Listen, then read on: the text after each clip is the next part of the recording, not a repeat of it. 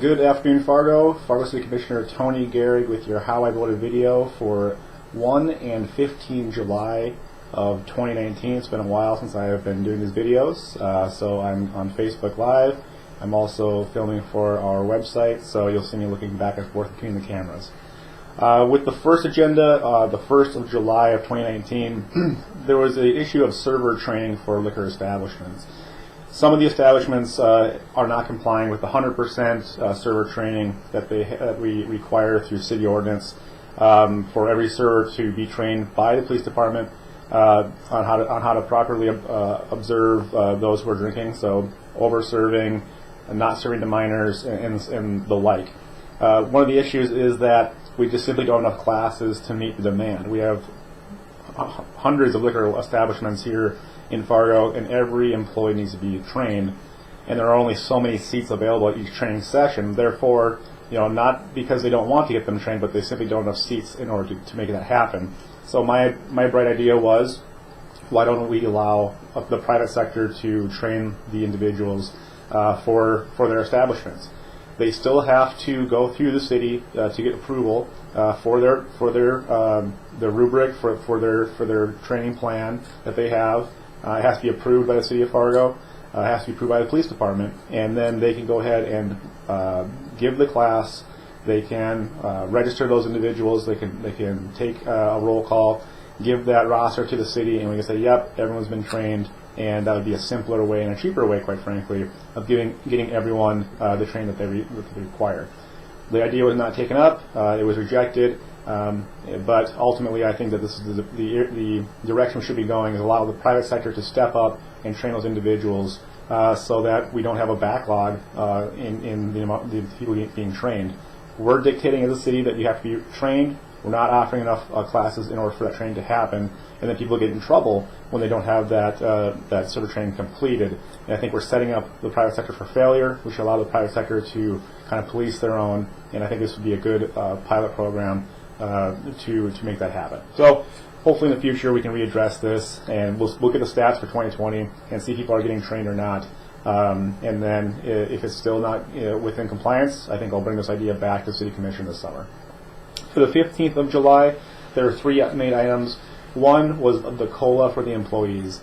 We wanted to raise the pay for our employees a couple percentage points for all employees. Now, my point is that this is very expensive to do, by the way.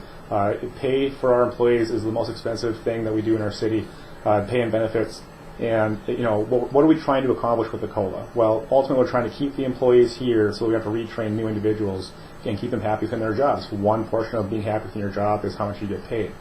My, again, bright idea is we should give a bigger increase for the people making less money, the newer, people from 1 to 5 years that are just starting with us, we just trained in. Keep them with us, keep them in the system, and hopefully they'll be long-term employees. For people in the middle, we should give them a 1% increase. So a 2% increase for the bottom, 1% increase for the middle, or maybe even a 3% increase for the bottom. And then for the people who have been here from 15 years on, no COLA this year because the budget is tight, or it was tight. That was, again, rejected. I would like to point out that this plan that I had put forward would have saved the taxpayer of Fargo $1 million in just a COLA. $1 million in just the pay increase. And I think it's more directed at exactly what we want to do, which is to keep employees here, keep them happy. I don't think people who are making $120,000 a year who have been here for 20 years have much appetite for leaving the city of Fargo. I think people who are younger and are making $35,000 a year, they could make more in, say, Moorhead or West Fargo or doing other things. We should try to focus our COLA, our cost of living increase, on those individuals. Again, it would have saved $1 million, but that did not happen. It was a 4-to-1 vote. The Newman Center came up at this meeting, the July 15th meeting. At this point in time, they were doing a lot of changes to the model of how they wanted to build that structure. A very large new church and apartment complex right by NDSU on the corner of University Drive there, right south of the Loaf and Jug. So at this meeting, Dave Pepcorn and myself voted it was a 3-2 vote to move forward with their new plan. Dave and I voted against this plan because it was actually bigger than the previous plans that the neighborhood didn't want. So it did move forward, and as we all know, the Newman Center is being built now But at this point in time, there was a discussion of how big the project should be, how much incentives should be given, and things like that. All right, the last thing was transit. Again, talking about pay for the employees, very important subject at this time in history for the July 15th meeting. Our bus drivers for the MetroCog, the MAT transit system was they were underpaid. They're making about $16 an hour starting out. People who had been there for a long time weren't making much more than that, and I agreed that we need to increase their pay. However, we were talking about increasing their pay outside of the normal budget cycle. So again, we didn't know what the impact of the budget would have been. They were talking about a $206,000 increase for the employees for their pay. Again, that may have been warranted.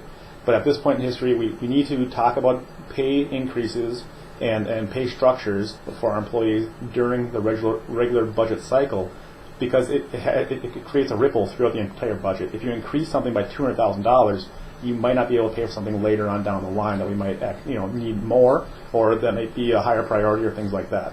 So the reason that it was a 4-to-1 vote to increase the pay, I voted against it solely for the purpose that we didn't know how it would otherwise affect the budget.